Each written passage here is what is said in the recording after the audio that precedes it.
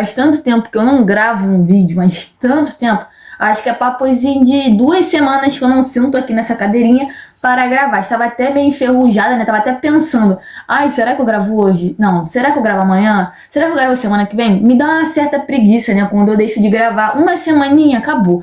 Minha cabeça, ela buga e ela entra no modo férias e nunca mais quer gravar. E hoje, cara, é um videozinho assim mais pra gente apontar algumas coisas, né? Que não foram ditas em outros vídeos, né? Se eu não me engano, esse é o 4º vídeo, né? Foi uma série de vídeos muito longa, né? A respeito da escravidão no Brasil colonial. Até porque é um tema que não dá pra falar em um vídeo só e também não dá pra falar em 5, 10 minutos. Eu trouxe um resumo, tá ligado? Esse aqui é só o resumo. Tem outros aspectos, né? Porque a escravidão no Brasil colonial, né? A escravidão no Brasil em si é um tema guarda-chuva, né? Que dá pra abordar vários e vários outros temas a partir disso. Então, o que eu tô trazendo aqui, cara, é algo assim mais geral. Eu também estou dividindo o tema da escravidão no Brasil por blocos, né? Estou falando do primeiro bloco, que é o bloco do Brasil colonial. Daqui a pouco vamos falar, né, no primeiro reinado, no segundo reinado. E vamos falar também posteriormente, né, até porque não desapareceu do nada. Não assinaram a Lei Áurea e acabou a escravidão. Não, é um processo bem complicado e bem complexo, né? Então vale a pena também falar, né, desse pós, né, Lei Áurea, né? Porque muita coisa não mudou. Então você já sabe o que fazer, eu não preciso nem dizer pra você, né? Então pegue sua água, pegue seu biscoito, seu guaravita, seu refrigerante, sua pipoca e venha comigo embarcar aí no nosso último vídeo dessa série, beleza? Então sem muita enrolação, vamos partir pro vídeo, vamos lá.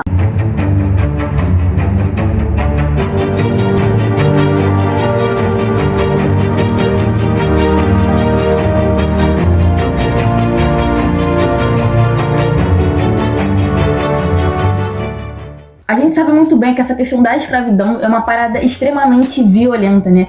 Uma violência contra os corpos negros, né? E são vários tipos de violência, até porque não é só a violência física, também tem uma questão da violência mental. E a gente sabe que esse processo foi muito violento, né? Principalmente com os castigos físicos, né? A gente sempre lembra de castigo físico, de mortes também nesse processo. Começou a partir de 1630, né?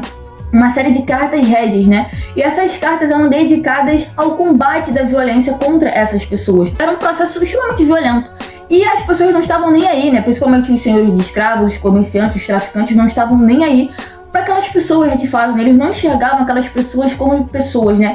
Tinha uma desumanização daquelas pessoas, né? Eram apenas mercadorias, coisas, né? Eram tratadas como objetos. Então, um objeto não fala, um objeto não sente dor, um objeto não chora, um objeto não tem sentimentos. Então, para que eu vou me preocupar com o sentimento dele, com a dor dele? Não faz sentido. Então, começou, né, essas cartas régias justamente para isso. Gente, olha só, vamos parar de maltratar essas pessoas. Mas vamos parar de maltratar essas pessoas porque elas sentem dor, porque ela tem uma história, porque ela tem uma sensibilidade? Claro que não.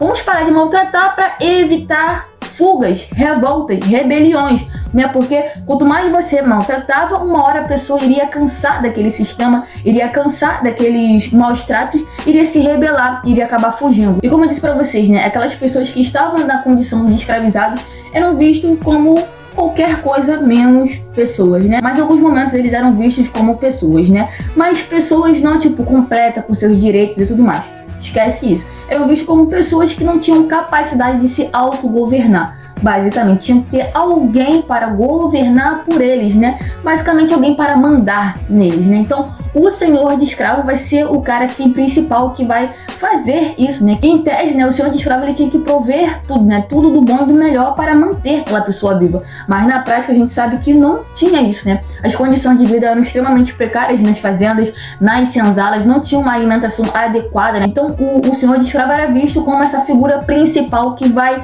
governar tudo isso e vai prover, enquanto os escravizados eram pessoas submissas que não tinham direito de nada e tinham que aguardar, né, essa bonância bem entre aspas do senhor de escravo para ele prover tudo. E ele provia de uma forma bem porca. E essas cartas régias, né, também vão dizer que o senhor de escravo que maltratasse em excesso, cara, o seu escravo, vamos dizer assim, né, como era dito na época, ele tinha que vendê-lo, tá ligado? Não podia ficar mais com ele porque ele acabou extrapolando os limites daquela carta, vamos dizer assim, daquela lei, né, que basicamente não funcionava muito na prática, até porque a gente vai ver que eles eram, assim, maltratados ao extremo e as pessoas, muitas das vezes, né, os senhores de escravo, não eram punidos. Até aí, tudo bem, tudo muito bonito, né? Essas leis, basicamente, né? Para poder amparar essa pessoa que estava naquela condição. Porém, isso não funcionava. E os senhores de escravo também tinham um grande medo dos escravizados, né? Acabarem sabendo dessas cartas régias, de algumas leis que protegiam eles. Por quê? Porque eles não queriam perder mercadoria, não queriam perder mão de obra, não queriam perder dinheiro. Então, eles tentavam abafar o máximo possível dessas informações. E outro ponto, cara, que essas cartas régias vão trazer também é a questão do transporte dessas pessoas, né? Que não eram vistas como pessoas, eram vistas como mercadorias, né? Dizia basicamente que o quê? O navio tinha que ser limpo, o navio tinha que ter espaço, o navio tinha que ter, assim, pelo menos o mínimo, né? Para você transportar pessoas. Mas a gente sabe que na cabeça deles, né? Na cabeça daquela sociedade na época, você não estava transportando pessoas, e sim mercadoria. E com certeza já esbarrou, né? Com alguma foto, com alguma imagem no Google, no seu livro de história, na sua prova também, que os navios negreiros, eles vinham lotados. As pessoas eram amontoadas, umas em cima da outra, como mercadorias mesmo, né? É como você empilhar caixas, eles empilhavam pessoas, então não tinha a mínima condição de higiene, a mínima condição de sobreviver naquele ambiente, entende? Foi o que eu disse nos vídeos passados. Você estava acorrentado com alguém que estava doente, entende? Aquela doença era contagiosa, então automaticamente você acabava pegando aquela doença. E você não tem nenhum tipo de cuidado, nenhum tipo de assistência médica, então você acabava morrendo. Então era muito comum a pessoa estar acorrentada a um cadáver, tá ligado? De tamanha negligência, então não tinha nenhum tipo de cuidado, nenhum tipo de higiene. Esse ambiente do navio, né, dos tumbeiros, como é dito também, né, porque eram tumbas, de fato, passando pelo mar, porque estava carregando corpos e muitos deles já mortos, entende? Então era muito comum, cara, que diversas doenças estivessem naquele ambiente, entende? E além disso, cara, as pessoas defecavam uma na outra, entende? A pessoa é uma prateleira, a pessoa de cima acabou defecando na pessoa de baixo, entende? Então era precário. Então tem essas cartas régias, né, que vão dizer basicamente como a pessoa deveria ser tratada, né, como era o transporte, né, como deveria ser. E na prática a gente sabe que isso não vai acontecer, esses cuidados não vão acontecer. E a gente sabe, cara, muito bem que na prática os senhores de escravos, os traficantes, os comerciantes não eram penalizados por esse tratamento. Não eram, né? É aquela coisa, né? A metrópole, né? A coroa estava muito mais preocupada em combater, né, as fugas, as rebeliões e os quilombos do que de fato fiscalizar os navios, os engenhos, as fazendas. Então ela acabava beneficiando mais ainda esse sistema. E agora a gente vai falar basicamente um pouco dessa hierarquia, né, como funcionava a hierarquia social nesse modelo aí escravista, né? A gente tem aí como cabeça o senhor de escravos, né? Ele que vai ser o dono da fazenda, dos engenhos de açúcar e dessas pessoas, né, que eram vistas como mercadoria. Então ele vai ser, vamos dizer assim, o bam da parada, né? Então ele vai ser o dono de tudo, basicamente, né? Ele vai ter que prover algumas coisas, como a gente viu aí no bloco anterior, mas ele não provia absolutamente nada. Era o mínimo do mínimo do mínimo. E ele vai ser um ator social muito importante para a manutenção daquele sistema escravista, né? E vocês vão ver que eles têm dinheiro, eles têm posse, automaticamente, se a pessoa tem dinheiro e tem posse, tem uma grande influência política, tá ligado? E o senhor de escravo, né? Ele vai viver na casa grande, né? Que era basicamente a sua casa, né? Era a casa principal do engenho da fazenda. Então ele vivia ali com a sua família. Tem até um livro, né, do Gilberto Freire, né? A Casa Grande e a Senzala, que era basicamente essa divisão mesmo, né? A Casa Grande, onde ficava a família, né, do senhor de engenho, do senhor de escravo, né, ali e tudo mais.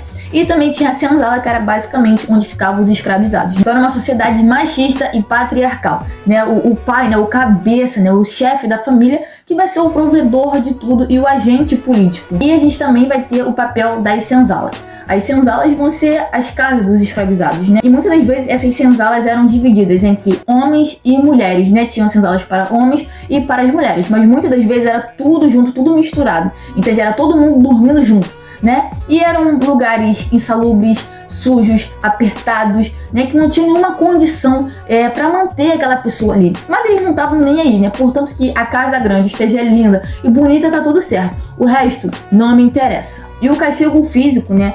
Ele era muito importante para a manutenção desse sistema. Ah, Ana, mas você não falou das cartas régias que proibiam esses castigos físicos em excesso? sim, em excesso, mas não proibia 100% o castigo físico, até porque ele era visto como um agente que basicamente ajudava a manutenção da ordem, né? Porque se alguém se rebelasse, automaticamente ele era castigado. Se você castiga, aquela pessoa que está sendo castigada é vista como exemplo, né? Tirada como exemplo para os demais. E aí que entra a questão das chibatadas, do pelourinho, das máscaras de ferro, né? Dos troncos também. Então é um sistema bem complexo, até mesmo para essa questão do castigo físico. E como eu disse para vocês, né? Os escravizados, eles trabalhavam cerca de 12 horas por dia. Cara, imagina você acordar cedo, dormir tarde e passar seu dia basicamente trabalhando, sem nenhum tipo de descanso, basicamente, né? Então, era uma vida, assim, extremamente complicada. Então, você trabalhava ali no sol, na chuva, sem nenhum tipo de proteção. A alimentação era extremamente precária. Então, a pessoa trabalhava. Muitas das vezes era castigada, né? Não tinha uma alimentação saudável. Isso refletia na expectativa de vida. Então, a perspectiva de vida para aquela pessoa na condição de escravizada era basicamente de 30 anos, cara, 30 anos. A pessoa, se chegasse até os 30, tava muito bem, porque não chegava, muitos deles não chegavam até 30 anos, justamente por causa disso, por causa dos castigos físicos, por causa das mortes, né, que aconteciam. Então, assim, era bem complicado. Hoje, 30 anos pra gente não é nada. 30 anos você tá começando a sua vida, né? 30 é a idade do sucesso. Mas naquela época, cara, era tipo assim, 30 já chegou no limite. Passou de 30, irmão, você é um alienígena, tá ligado? Era basicamente isso, né? Que vai ter muitas críticas a respeito da lei do sexagenário, né? Como é que você vai dar liberdade pra aquela pessoa naquela condição de escravizado com 60 anos? Se ela nem consegue chegar a 30. Mas você acha que eles estavam preocupados com isso? Claro que não.